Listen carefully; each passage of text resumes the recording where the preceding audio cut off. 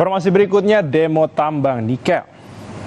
Unjuk rasa petani di area pertambangan Kabupaten Luwu Timur, Sulawesi Selatan sempat memanas. Oknum anggota BRIMOB terekam kamera mengancam membakar mobil pendemo karena memblokade jalan.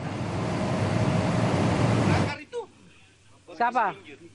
Oknum anggota BRIMOB terekam kamera tengah mengancam membakar mobil yang terparkir di tengah jalan di area pertambangan Desa Loeha, Kecamatan Towuti, Luwu Timur, Sulawesi Selatan pada Kamis 3 Agustus.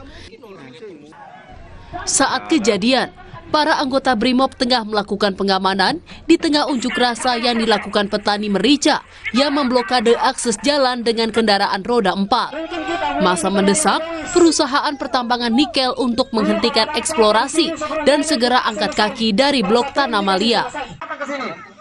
Tak hanya di Desa Loeha, warga Kecamatan Malili juga menyampaikan keluhan ke DPRD Luwu Timur terkait aktivitas tambang yang diduga tidak memiliki izin pemerintah daerah.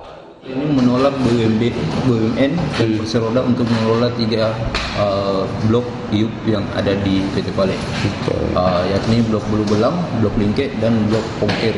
Ini hanya menyampaikan bahwa ada kondisi seperti ini di Luwu Timur.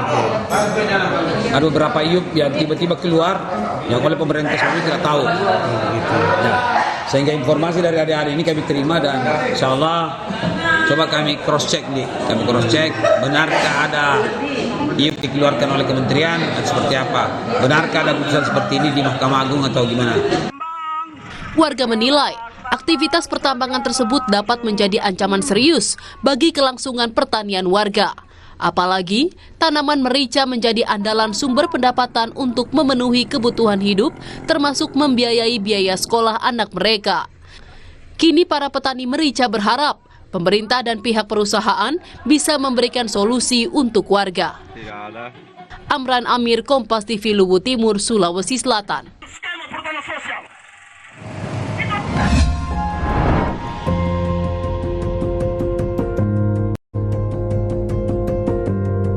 Kompas TV, Rumah Pemilu.